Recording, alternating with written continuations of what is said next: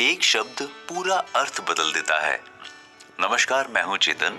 आप मेरे साथ सुन रहे हैं द मैजिक की ऑडियो बुक समरी, जिसे लिखा है रोंडा बर्न ने। जैसा कि इस किताब की राइटर का मानना है कि बड़ी सफलता हासिल करने के लिए बड़ी सोच का होना जरूरी है। सबसे बड़ी बात कि शुरुआत में हम सभी बड़ी सोच के मालिक होते हैं, लेकिन हम जैसे जैसे बड़े होते जाते हैं हमारी सोच सिकुड़ती चली जाती है। लेकिन जिन्हें जिंदगी में सफल होना होता है वो अपनी सोच को कभी भी संकुचित नहीं होने देते। आप खुद सोचिए, जब आप बच्चे थे तो हर नई दिखने वाली चीज के प्रति कितने आकर्षित होते थे। आपका जीवन रोमांच और अद्भुत चीजों का खजाना होता था। जब आप रंग बिरंगी तितलियां देखते थे तो आपका मन रोमांच से भर जाता था। घास पर उसकी बूंदों को देखकर आप उससे सम्मोहित हो जाते थे। कुछ देर तक उसी को देखते रहते थे। जब आपके दूध के दांत टूटते थे तो आपको एक अलग ही एहसास होता था। आप उस दिन खुश होते थे क्योंकि उस दिन परी आने वाली होती थी।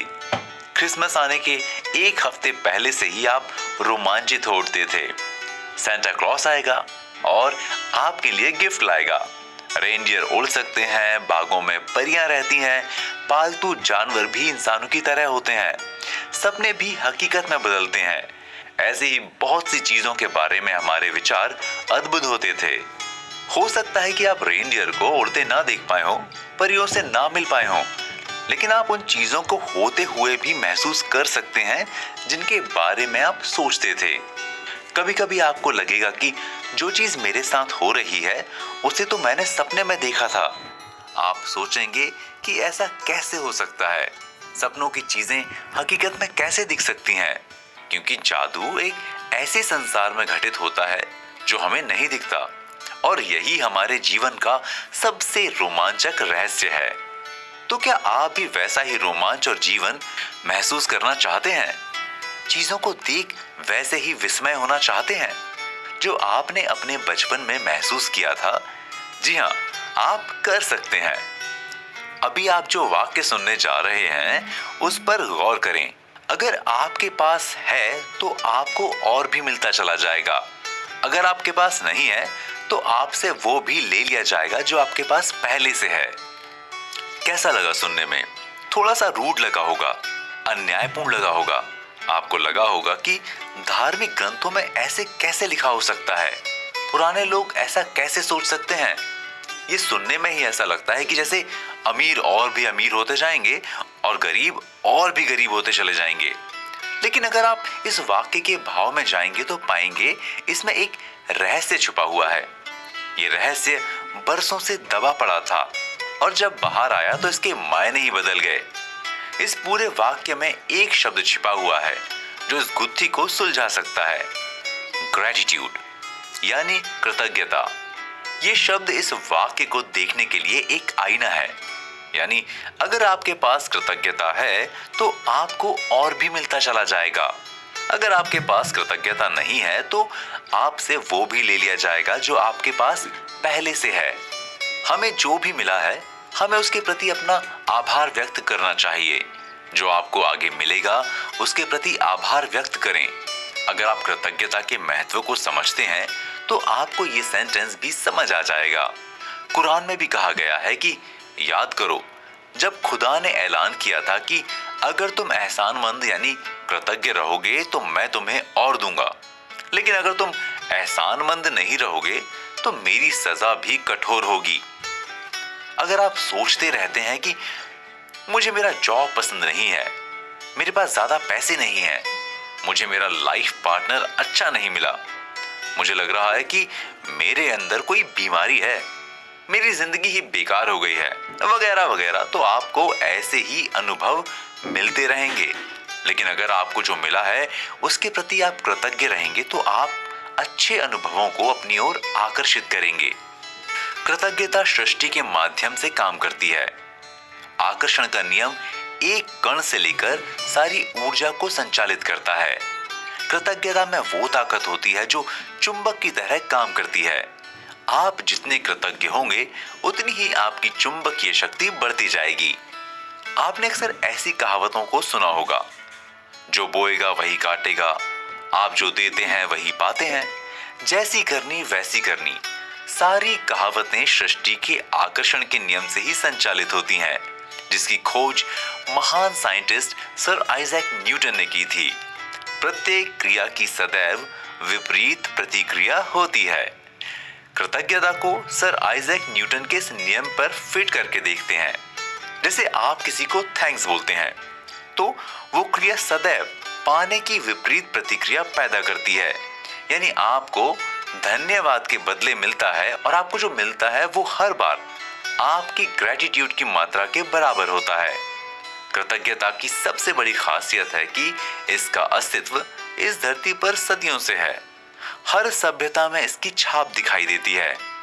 ये यहूदी, ईसाई, इस्लाम, हिंदू, बौद्ध, सिख सभी धर्मों के मूल में है। प्रोफेट मोहम्मद ने कहा था कि आपको जो भी हासिल हुआ है, अगर आप उसके एहसानमंद बने रहेंगे तो तय है कि वो बढ़ता ही जाएगा। भगवान श्री कृष्ण ने कहा था कि उन्हें जो मिलता है उसे वो प्रसन्नता के साथ स्वीकार कर लेते हैं। भगवान बुद्ध ने कहा था कि आपके पास कृतज्ञता और प्रसन्नता के सिवाय किसी चीज का कोई कारण नहीं है। सम्राट डेविड ने कहा था कि आपको हर उस चीज के लिए शुक्रिया करना चाहिए जो धरती और स्वर्ग के बीच स्थित है। लाओ त्सु ने कहा था कि आपके वर्तमान में जो कुछ भी है, अगर आप उसमें खुश रहते हैं तो पूरा संसार आपके चरणों में नतमस्तक होगा। और ईसा मसीह ने तो हर चमत्कार से पहले थैंक्स कहा था। आज से करीब 250 साल पहले अमेरिकन लीडर शॉनी नेटिव ने कहा था कि इसलिए आप जब भी सुबह उठें तो सवेरे के उजाले के लिए धन्यवाद दें, जिंदगी और शक्ति के लिए धन्यवाद दें, अपने खाने, सांस लेने और हर मिलने वाली खुशी के लिए धन्यवाद दें। अगर आपको धन्यवाद देने का कोई रीजन नहीं दिखता तो इसमें दोष आपका है। तो आपको जो कुछ मिला है उसके लिए धन्यवाद दें। इसी के साथ आते हैं अपने अगले चैप्टर पर। धन्यवाद एक जादुई शब्द है। नमस्कार, मैं हूं चेतन। आप मेरे साथ सुन रहे हैं द मैजिक की ऑडियो बुक समरी, जिसे लिखा है रोंडा बर्न ने। पिछले चैप्टर में हमने जाना कि हमें हर उस चीज के प्रति कृतज्ञ होना चाहिए जो हमें मिली है। कृतज्ञता सृष्टि के नियम की तरह काम करती है। अगर आप कृतज्ञता के जादू को नहीं समझते हैं तो इसे समझने में आपको समय लग सकता है, लेकिन जल्द ही आपको इसका प्रभाव दिखने लगेगा। तो आइए अपने अंदर कृतज्ञता के जादू को लाने के बारे में जानें। सबसे पहले तो इससे कोई फर्क नहीं पड़ता कि आप कौन हैं, आप कहां से आते हैं, किस बैकग्राउंड से आते हैं या आपकी वर्तमान में क्या स्थिति है। कृतज्ञता को अगर आप अपनाते हैं तो इससे आपकी जिंदगी में एक चमत्कारी बदलाव आएगा। जब आप कृतज्ञता को अपने जीवन में लाने की प्रैक्टिस करते हैं तो आपको एहसास होता है कि आपसे चीजें क्यों बिगड़ गई थीं। जब आप सुबह उठते ही हर चीज के लिए कृतज्ञ होना शुरू करते हैं तो आपको एहसास होता है कि आप जिंदा हैं, आप में एक चमत्कारी ऊर्जा काम कर रही है। सारा काम बहुत ही स्मूथली होता चला जाता है। कृतज्ञता के जादू को अपने जीवन में प्रवेश कराना चाहते हैं तो आपको ज्ञान हासिल करना होगा और इस पर अभ्यास करना होगा। बस इतनी सी बात है, लेकिन सुनने और करने में फर्क होता है। जब आप करने लगेंगे तो आपको मजा आने लगेगा, इसलिए इस मजेदार काम की शुरुआत आज से ही कर दें। आपने बहुत सी कहानियों और किस्सों में सुना होगा कि किसी जादू को करने के लिए आपको कुछ जादुई शब्द कहने होते हैं। इसलिए आपको भी अपने जीवन में कृतज्ञता के जादू को लाने के लिए आपको वो जादुई शब्द कहना पड़ेगा, थैंक्स। जी हाँ, धन्यवाद या शुक्रिया ही वो जादुई शब्द है। तो अपने अंदर कृतज्ञता को विकसित करने के लिए धन्यवाद कहना शुरू कर दें। हर चीज के लिए धन्यवाद कहें। आप धन्यवाद कहने की आदत डालें। आप बेवजह भी धन्यवाद कहें। सोचें, हर चीज के लिए धन्यवाद कहें। आप महसूस करेंगे कि कृतज्ञता का जादू आप पर काम कर रहा है। आप कृतज्ञता का अभ्यास जितना ज्यादा करेंगे आपको उतना ज्यादा लाभ मिलेगा। जब आप इस जादू के मोहपाश में पड़ेंगे तो आप लौटकर अपने पुराने नीरस जीवन में कभी नहीं जाएंगे। हमने अभी बात की थी ज्ञान और अभ्यास की।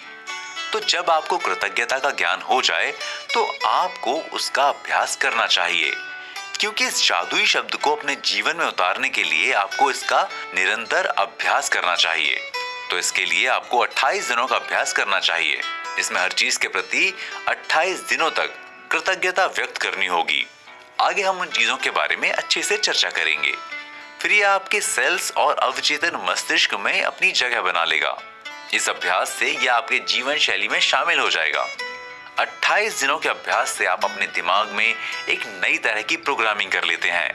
आप अपने सबकॉन्शियस माइंड में कृतज्ञता के पौधे को प्लांट कर लेते हैं। फिर जिंदगी के हर हालात में कृतज्ञता आपके मन में आने वाली पहली चीज बन जाती है। एक बार जब 28 दिनों का जादुई अभ्यास कर लेते हैं, फिर आप अपनी जरूरतों के हिसाब से विशेष अभ्यास करें। फिर जिंदगी के हर हालात में कृतज्ञता आपके मन में आने वाली पहली चीज बन जाती है।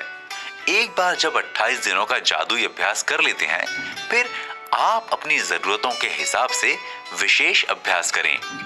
फिर आप जिस जादू को मन में सोचेंगे वो आपको प्रेरित करेगा। इसलिए आपको खुद से पूछना है कि असल में आप चाहते क्या हैं। आप एक पेन और पेपर लेकर बैठ जाएं और शांत मन से सोचें कि आखिर आप चाहते क्या हैं। करियर, पैसे, हेल्थ, रिलेशन, आप हर उस क्षेत्र के बारे में सोचें जिसमें आप बेहतर बनना चाहते हैं। आपको इस बात का ध्यान रखना होगा कि आपकी मनपसंद चीज क्या है, ये नहीं कि उसे कैसे हासिल करना है। कैसे पाना है का टेंशन बिल्कुल ना लें, क्योंकि जब कृतज्ञता जादू करेगी तो सब कुछ खुद ब खुद होता चला जाएगा। जब अपने मनपसंद कामों की सूची बना लेते हैं तो आप इस जादुई यात्रा के लिए तैयार हो जाते हैं। तो आइए अपने जीवन की 28 दिनों की रोमांचकारी और जादुई यात्रा पर निकलते हैं। हम जानेंगे कि कृतज्ञता का जादू पाने के लिए हमें इन 28 दिनों में क्या करना होगा। तो चलिए अपने आगे के एपिसोड में चलते हैं। पहला व दूसरा दिन, ब्लेसिंग्स को गिनना और पत्थर का जादू। नमस्कार, मैं हूं चेतन। आप मेरे साथ सुन रहे हैं द मैजिक की ऑडियो बुक समरी, जिसे लिखा है रोंडा बर्न ने। पिछले चैप्टर में हमने कृतज्ञता के महत्व के बारे में जाना। इस चैप्टर में हम जानेंगे कि कृतज्ञता से हम कैसे अपनी जिंदगी में बदलाव ला सकते हैं। इसके लिए हमें 28 दिनों तक हर दिन कृतज्ञता को अपने जीवन में उतारना होगा। तो आइए पहले दिन से शुरुआत करते हैं। आपने बहुत से लोगों को कहते सुना होगा कि अपनी नियमतें गिनो, यानी अपनी ब्लेसिंग्स गिनो। मतलब आपको जो मिला है या आपने जो हासिल किया है उसे याद करें, क्योंकि बहुत से लोग ज्यादा की चाह में वे चीजें भी भूल जाते हैं जो उन्हें गिफ्ट के रूप में पहले मिली हैं। अगर आप छोटी से छोटी चीज के प्रति कृतज्ञ होते हैं तो आप एक खुशहाल और संपन्न जीवन के मालिक होंगे। अगर आपके पास थोड़ा सा भी धन है, आप उसके प्रति कृतज्ञ होंगे तो वो आपको बढ़ता हुआ दिखाई देगा। आपके पास जो भी रिश्ते हैं, भले ही आपसी संबंध अच्छे ना हो, अगर आप उनके प्रति कृतज्ञ होंगे तो संबंध अच्छे होने लगेंगे। ऐसे ही जो आज नौकरी आपको उबाऊ लगती है वो कल अच्छी लगने लगेगी। अपनी समस्याओं को गिनने से अच्छा है कि आप अपनी प्राप्त की हुई चीजों को गिने, उनके प्रति कृतज्ञ हों। आपकी सारी समस्याएं दूर होने लगेंगी। आप आज से ही बोलना शुरू कर दें कि मैं भाग्यशाली हूं, मेरे पास फला चीज है। फला की जगह आप अपनी उस चीज को रख सकते हैं जिसके लिए आप खुद को खुशनसीब समझते हैं। आप ऐसे भी बोल सकते हैं कि मैं फला चीज से वाकई खुश हूं, क्योंकि आज मैं जो भी हूं उसी की वजह से हूं। ऐसे ही 10 ब्लेसिंग की लिस्ट बनाएं और हर नियम को मन ही मन या जोर से पढ़ें। फिर ब्लेसिंग की लास्ट में 3 बार thank you thank you thank you कहें। उस ब्लेसिंग्स के बारे में ज्यादा से ज्यादा कृतज्ञता का भाव प्रकट करें। ऐसे ही 27 दिनों तक हर दिन आप 10 ब्लेसिंग्स जोड़ते चले जाएं। शुरू में आपको अजीब लग सकता है, लेकिन बाद में बहुत ही आसान लगने लगेगा। अपनी कृतज्ञता को प्रकट करने के लिए फैमिली, दोस्त, घर, हवा, पानी, आकाश, पालतू जानवरों, भोजन, ईश्वर, किसी को भी चुन सकते हैं। जब आप ध्यान देंगे तो आपको कृतज्ञता जताने के लिए बहुत सारी चीजें नजर आने लगेंगी। आप अपनी इंद्रियों के प्रति भी कृतज्ञ हो सकते हैं, जैसे देखने के लिए आंख के प्रति, खाने के लिए मुंह के प्रति और चलने के लिए पैर के प्रति। सुबह उठते ही अपनी 10 ब्लेसिंग्स को लिखें। फिर ये भी लिखें कि आप उनके प्रति कृतज्ञ क्यों हैं। कल के जादुई अभ्यास को आज ही तैयार कर लें। जाने माने सिंगर विली नेल्सन कहते हैं कि जब मैंने अपनी नियामतें गिननी शुरू की तो मेरी जिंदगी बदलनी शुरू हो गई। अब आइए जानते हैं दूसरे दिन के अभ्यास के बारे में। आपको यह अभ्यास एक पत्थर के साथ करना है।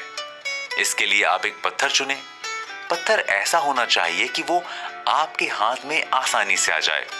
पत्थर नुकीला ना हो सके तो चिकना और गोल पत्थर चुन लें। इसे आप अपने बिस्तर के सिरहाने रख लें या किसी ऐसी जगह रख लें कि जब आप सोने जाएं तो वो आपको दिख सके। जब आप सोए जाएं तो उस जादुई पत्थर को उठाकर एक हथेली पर रखें। फिर उस दिन की किसी एक अच्छी चीज के बारे में सोचें जिसके लिए आप कृतज्ञ हो सकें। फिर उसके लिए मैजिकल वर्ड थैंक्स बोलें। उस पत्थर को फिर से उसकी जगह पर रख दें। अगले 26 दिन तक इस जादुई अभ्यास को दोहराएं। हर दिन की सबसे अच्छी चीज के लिए थैंक्स कहें। उस जादुई पत्थर को लेकर उस चीज के बारे में जितना ज्यादा कृतज्ञ हो सके उतना हो। इसका फायदा ये होगा कि सबसे अच्छी चीज के चयन में आप उस दिन कई चीजों के बारे में सोचेंगे। इससे आप कृतज्ञता के साथ सोएंगे और कृतज्ञता के साथ जागेंगे। असल में कृतज्ञता एक चुंबकीय शक्ति होती है। ये शक्ति आपको और भी चीजों के प्रति कृतज्ञ होने के लिए उन चीजों को आपकी ओर आकर्षित करेगी। अब हम बढ़ते हैं अपने अगले चैप्टर की ओर और जानेंगे तीसरे और चौथे दिन के अभ्यास के बारे में। लेकिन उससे पहले हम कृतज्ञता के बारे में अमेरिका के 35वें राष्ट्रपति जॉन एफ कैनेडी के विचारों को सुन लेते हैं। वो कहते हैं कि जब हम अपनी कृतज्ञता जाहिर करते हैं तो हमें इस बात का ध्यान रखना चाहिए कि सबसे ऊंची प्रशंसा शब्दों को बोलने में नहीं बल्कि उसके अनुसार जीने में है।